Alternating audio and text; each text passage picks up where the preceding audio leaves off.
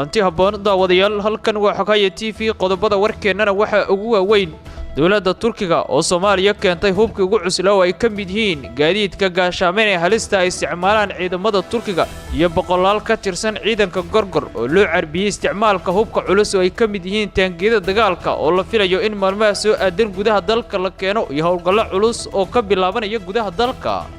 dawladda federaalka Soomaaliya oo kaashanaysa Djibouti oo doonaya in gobolka Awdal laga farmaroojiyo Somaliland iyo xuska maalinta 18 May ee madaxbannaanida Somaliland oo laga diiday in laga xuso deegaanada gobolka Awdal xog la yaab leh oo faahfaahsan ayaa idin la wadaagi doona iyo qorshe culus oo haatan miiska ay saarteen dawladaha Djibouti iyo Soomaaliya hogaamiyaha Puntland Saciid Cabdullaahi Dani oo haatan wadnaha farta ku haya iyo cabsi xoogan oo ka qaba weerar uu kala kulmo ciidamada dawladda ee ku sugan deegaanada Puntland waxaa idin la wadaagi doonaa maamulka Saciid Dani oo gobolka Mudug ka bilaabay in hubka isugu dhiibo dadka shacabka isla markaana uu isticmaalo kaarka qabiilka si loo difaaco hogaamiyaha maamulka Puntland Saciid Cabdullaahi Dani oo haatan filla Soomaaliya ay doonayso in meesha laga saaro iyo wararkii ugu dambeeyay cabsi jahawareer siyaasadeed culus oo ka taagan deegaanada koonfur galbeed doorashadii madaxtinimo ee maamulkaasi oo dib u dhac ku yimid iyo dawladda Soomaaliya oo hubka dhigis ku sameynaysa ciidamadii ka haray kuwii lafta gareen ee isaga baxsaday deegaanada koonfur galbeed ee gaaray gobolka Gadow qodobadaas iyo qodobo kale ayaa saaxiibayaal uga doontaan barnaamijkeenan intuu hawada ku jiro balse daawada inta aan guda galin fadlan ku soo biir kanaalka siina share gareesi u gaaro saaxiibo kale aynu ku bilownay dawladda Turkiga ayaa hubkii ugu badnaa ku soo doobulaysa gudaha Soomaaliya kuwaas oo ay wehelinayaan ciidamada gaarka ee Soomaaliya oo tababaro Turkiga ee gorgor kuwaas oo loo tababaray isticmaalka hubka culus oo ay ka mid yihiin madaafiic goobta sida ay shaaca ka qaadayaan xogo ay soo dusiyeen ila wargala dawladda Turkiga ayaa maalmihii dambe gudaha Muqdisho ku soo daabulaysa hub culus oo ay ka mid yihiin gaadiidka gaashaameen ee aadka u waaweyn ay isticmaalaan markaasi ciidamada gaarka ee dalka Turkiga ayna soo saaraan shirkadaha military ee gudaha dalka Turkiga kaasi oo gaadiid gaashaaman oo aysan xabad karin waxaana ciidanka qalabka sida ay noqonayaan gaadiid kan kuwa loo carbiyay oo isticmaalaya xogtan ayaa shaaca ka qaadaysa in gaadiidkan oo tiro badan laga soo dejiyay gudaha dekedda Muqdisho sidoo kalena ay jiraan hub culus oo lagu keenay diyaarado military oo nooca xamuulka qaada kaasi oo laga soo dejiyay garoonka diyaaradaha aadan cadde ee magaalada Muqdisho waxaana sanadan oo dhameystiran ay tahay mid military oo dawladda Soomaaliya ay si buuxda u maamulayso xogo kala duwan ayaa ka soo baxay hubkan culus oo si buuxda aan loo faahfaahin tiradiisa iyo inta uu leeyahay balse ay ku jiraan hub culus oo Soomaaliya waligeed aysan gacanta ku dhigan tan iyo burburkii dawladda dhexe ee Soomaaliya isla markaana Turku uu keenay gudaha dalka hubkan ayaa waxa la soo warinayaa in lagu qalabay doono ciidamo markaasi kor u dhaafaya boqolaal askari oo la keenayo gudaha dalka isla markaana ay ka mid yihiin ciidanka commandoska ee gorgor oo Turku uu siiyay tababar ka duwan ciidamada kale ee gorgor ee hore u joogay Soomaaliya oo u tababari jiray waxaana ciidamadan oo maalmaha ama bilaha soo aadan la filayo in la keeno gudaha dalka ay yihiin ciidan si gaar ah u tababaran kuwaas oo loo carbiyay madaafiicda goobta iyo isticmaalka hubka waaweyn ee ay ka mid yihiin qoryaha artilleriga iyo sidoo kale taangiyada dagaalka iyo hubka nuuciisa kala duwan ee waaweyn waxaana ciidamadan ay noqon doonaa kuwa lagu qalabeeyo hubkan ay dawladda Turkigu keenaysa gudaha dalka isla markaana sidoo kale ay jiraan hub kale oo culus oo wadada ku soo jira xog kale oo yana soo baxaysa ayaa xaqiijinaysa in ciidamo ka tirsan dawladda Turkiga la keenayo gudaha dalka Soomaaliya kuwaas oo horay saraakiil hordhaca oo ay yimaadeen isla markaana hubkan ay yihiin hub hordhaca oo ciidamadaasi Turkiga oo lagu qalabeynayo iyadoo horay gudaha Muqdisho bila ka hor loo keenay taangiyo dagaal oo waaweyn kuwaas oo ay leedahay dawladda Turkiga isla markaana ay isticmaalayaan ciidanka Turkiga ee doonaya inay ilaaliyaan aagga saldhigyada dayax gacmeed ee Turkigu doonaya inuu ka sameeyo deegaano ka tirsan gobolka Shabeellada Dhexe ilaa deegaanka Laas Qoray ee ka tirsan gobolka Sanaag halkaas oo haatan Turkigu si weyn ay u dardargelinayaan in ay ka sameystaan saldhig military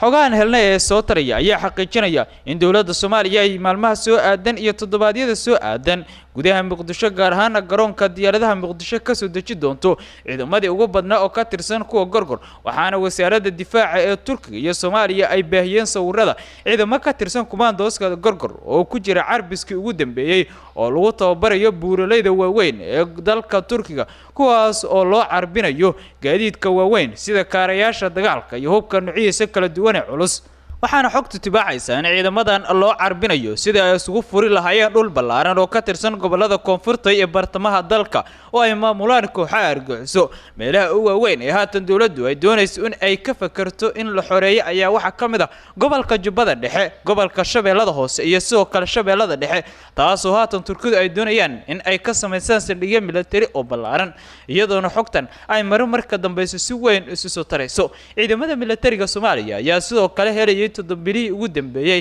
gaadiid gaashaaman oo waaweyn kuwaas oo ay ka heleen dhinaca Turkiga waxaana gaadiidkaasi uu ka saaciday ciidanka dowladda inay socdaan ilaa Baydhabo iyo Muqdisho ilaa Jowhariga Muqdisho talaabadaas oo markii ugu horeysay ay qaadeen militariga dalka Soomaaliya وهاك داوديال قضب كل حساسية يا إنه صوص عذاب بس داودي هديت كعصب تاهي مقال كان ليك كان الكان سكريب ليك كان من نقص صاحب هذا هل كان كحدا سيادو يشد حقها يورا كان هل كان سيد جوك تدا وجود بينه dowladda Soomaaliya oo kaashanaysa Djibouti ayaa haatan xogta tibaaxaysa in mar kale ay dib u furtay faylka la xiriira Awdal State kadib markii dhawaan Israa'iil ay ku dhawaaqday in safiir cusub ay u soo magacowday Somaliland waxaana Soomaaliya oo doonaysa in qalqal galgaliyo Somaliland ay haatan bilowday qorshe culus oo gobolka Awdal laga fulinayo isla markaan la doonayo in gobolkaasi looga saaro gacanta Somaliland iyadoo qorshahan si weyn ay u kaabayaan dowladaha Turkiga iyo sidoo kale Djibouti iyadoo faylkan la riixay dowladda hogaamiye madaxweyne Xasan Sheekh Maxamuud xoga soo baxaya ayaa si weyn u tibaaxaya in dowladaha Djibouti iyo Soomaaliya haatan ay si weyn ugu mashquulsan yihiin in saameyn ay ku yeeshaan gobolka Awdal si markaasi dowladda dhexe ee Soomaaliya ay ugu fududaato in ay saameyso markaasi deegaano ka tirsan markaasi gobolka Awdal oo ay saldhigyo ka sameeyaan si buuxda dowladdu ay ugu maamusho marka Bawr Ahmed ay saameyn ugu yeesho dowladda Soomaaliya ayaa maalmihii ugu dambeysay weyn ugu hanjabaysay inay xirayso marinka Bab al-Mandab iyadoo sidoo kale mamnuucdeen maraakiibta Israa'iil ee ku ganacsi iyo xamuulka military ay isticmaalaan marinkaasi istiraatiijiga waxaana haatan filla Soomaaliya ay ka fakaraysaa qorshe culus oo ay saameyn military ugu yeelan karto marinkaasi waxaana istiraatiijiyada weyn ee haatan dowladda dhexe ee Soomaaliya ay doonaysa ay tahay in gacanta ay ku dhigto qaybo kamid ah xeebaha aaga Seylac ee kulaaxaya marinka Bab al-Mandab si halkaasi ay dowladdu uga fuliso ajandayaasheeda la doonayo in lagu cuuriyaamiyo qorshaha Israa'iil iyo Somaliland iyo talaabada Israa'iil ay ku aqoonsatay Somaliland filla Soomaaliya ayaa haatan doonaysa talaabooyin military iyo sidoo kale kuwa siyaasadeed oo diblomaasiyadeed oo waaweyn taas oo ay doonayso inay ku hor istaagto safiirka cusub ee Israa'iil soo magacowday Somaliland waxaana xiisadu mar kale cirkas ku sheertay kadib toddobaad ka hor markii Israa'iil ay ku dhawaaqday in Somaliland ay si buuxda ugu agacawday safiirkii ugu horeeyay talaabadaas oo si weyn u qalqalgelisay caalamka iyo sidoo kale Soomaaliya Israa'iil ayaa cambaareen xooggan kala kulantay safiirkii dhawaan ay u magacowday dhinaca Somaliland waxaana sidoo kale jira hanjabaalo culus oo kooxaha xoutiyiinta dalka Yemen ay soo gaarsiiyeen dhinaca xukuumadda Somaliland iyagoona ku hanjabayn haddii Israa'iil ay safaarad ka furato Somaliland ay noqon doonto bartilmaameedkooda tooska isla markaana si joogto ah ay u toqoyn doonaan safaaradaasi talaabadan ayaa waxa ay markaasi riixday cabsida xooggan iyo walwalka soo wajahay dhinaca Israa'iil oo caqabad ku ah weerar ay la kulanto haddii diblomaasiyiin ay geyso deegaanada Somaliland maadaama ay fududahay inay beegsadaan kooxaha xoutiga ee dalka Yemen iyadoona dhinaca kale dowladda dhexe ee Soomaaliya ay soo saartay saacadii ugu dambeeyay sida ay ku waramayso warbaahinta gudaha Israa'iil amara culus oo lagu xanimayo maraakiibta Israa'iil inay isticmaalaan biyaha marinka Bab al-Mandab waxaana talaabadan si weyn u soo dhaweeyay dowladda Iran oo markii ugu horeysay sheegtay in talaabada Soomaaliya ay qaaday ay tahay mid si weyn loo bogaadiyo isla markaana ay Israa'iil qaaday talaabo halis ku ah jiritaanka iyo xasiloonida gobolka Geeska Afrika aynana doonayso in colaadi ka jirtay gobolka bariga dhexe oo Israa'iiliyiintu ay shideen ay haatan ku sii shidaan dhinaca gobolka Geeska Afrika wararka xogaya TV ayaa daawanaysan maamulka Puntland ayaa galay diyaar garow dagaal oo culus kadib markii ay cabsi ka muujiyeen weerarada dowladda dhexe ee Soomaaliya ay qorsheynayso aynana doonayso in markaasi ay hogaamiyaha maamulka Puntland meesha uga saarto wasiirka wasaaradda arrimaha gudaha maamulka Puntland ciidan ka bilaabay deegaano ka tirsan gobolka Mudug oo soo gaaray waxaana la soo wariyay in maamulka Siciidan uu hubeynayo qabaa'ilka degan gobolka Mudug halkaas oo cabsi xoogan ka qabo in ciidamo ka tirsan kuwa dowladda oo ka baxay dhinaca Galmudug ay gobolka ka galaan dhinacaasi talaabadaas oo la sheegay in Siciidan uu haatan doonayo inuu isticmaalo kaalka qabiilka si looga hor istaago markaasi dhaqdhaqaaqa iyo weerarka ka yimaada dhinaca dowladda dhexe ee Soomaaliya hogaamiyaha maamulka Puntland Saciid Cabdullaahi Deni ayaa haatan dhanka kala wajahaya cabsi xoogan oo uu ka qabo weerar uu kala kulmay ciidanka dawladda ka amar qaatay ee kumanaanka askari kor u dhaafaya ee ku sugan gudaha deegaanada Puntland kuwaas oo haatan si buuxda gobolka bari dhaqdhaqaaqyo ciidan uga wada waxaana talaabadan ay imaanaysaa iyadoo dawladda dhexe ee Soomaaliya ay kordhisay ciidamadeeda ku sugan deegaanada Puntland oo maalinta ka dambaysa ay dawladda dhexe ku biirayaan kumanaan askari oo ku tirsan ciidanka Puntland oo markaasi qaarkood ka mid ah ciidamadii ka soo dagaalamay buuraleyda Calmiskaad oo sheegay in Saciid Deni uu ka jartay xuquuqdii ay ku lahaayeen ciidamada Puntland hogaamiyaha Puntland Saciid Cabdullaahi Deni ayaa wasiiradiisa gaar ahaan wasiirka arrimaha gudaha waxa uu u soo diray markaasi magaalada Gaalkacyo ee gobolka Mudug halkaas oo uu ka bilaabay hadallo nacayb iyo horin uu iska horkeenayo dadka deegaanka Qarjab ayaa shaaca ka qaaday in Puntland ay ku jirto xaalad mugdi isla markaana aan la saadaari karin waxa dhacaya waxa uu markaasi xusay in madaxweyne Xasan Sheekh Maxamuud iyo dawladdiisu ay doonayaan in ay qaadaan weerar culus oo ay ku soo qaadaan deegaanada Puntland isagoona sheegay in shacabka Puntland looga baahan yahay inay qaadaan hubkana ay isticmaalaan si ay uga hortagaan damaca Xasan Sheekh Maxamuud wasiirka arrimaha gudaha maamulka Puntland Qarjab ayaa sidoo kale ugu baaqay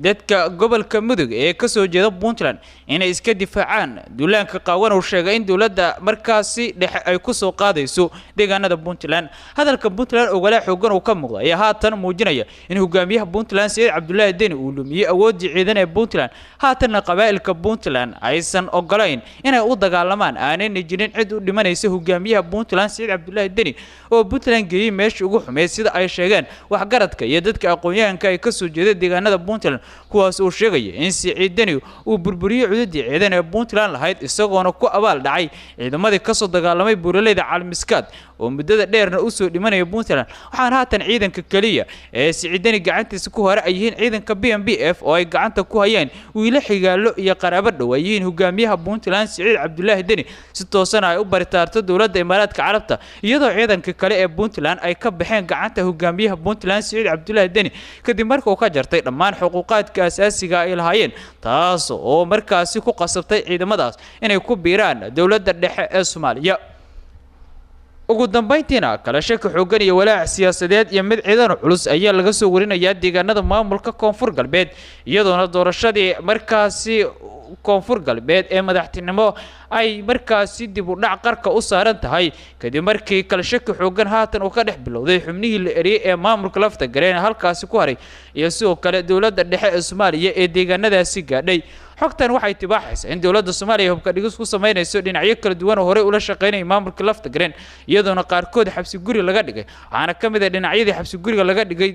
gudoomiyaha degmada Baydhabo ugu magacaawna hogaamiyihii la eriyay ee Koonfur Galbeed taas oo dawladda Soomaaliya ay ku eedeysay inuu fududeeyay ciidamo tirabeela oo taabacsanaa maamulka lafta gareen oo ku sugnaa deegaanka Awdniile oo ka gudbay xadka gobolka Gado una gudbay ilaa degmada Doolow ee gobolka Gado talaabadaas oo la sheegay inay wili dhalisay kala shaki xoogan oo soo kala dhex galay nidaamkii maamulay hore u jiray iyo dhinacyadii hore ula shaqeynay lafta gareen iyo haatan nidaamka ku meel gaarka ee dawladda Soomaaliya ay ka leeyahay deegaanada maamulka Koonfur Galbeed xogahan ayaa waxay soo kala tibaaxayaan in dawladda Soomaaliya ay ku raadjoogtay ciidamadii markaasi la eriyay ee gaaray deegaano ka tirsan gobolka Gado waxaana ciidamadan oo gobolka Gado kala kulmay caqabado fara badan ay ugu dambeyn gaareen cirifka ugu dambeeya ee gobolka Gado ee degmada Doolow halkaas oo lagu soo dhaweeyay waxaana ciidamadan ay haatan fariisimo ka sameeyeen duleedka magaalada Doolow ee gobolka Gado iyagoona sii lugeynayay dhul 100 kiiloomitir oo ay maamulaan kooxaha argaxiso waxaana la isweydiinayaa xagee aadeen kooxii argixisay ee maamulaya gobolada dalka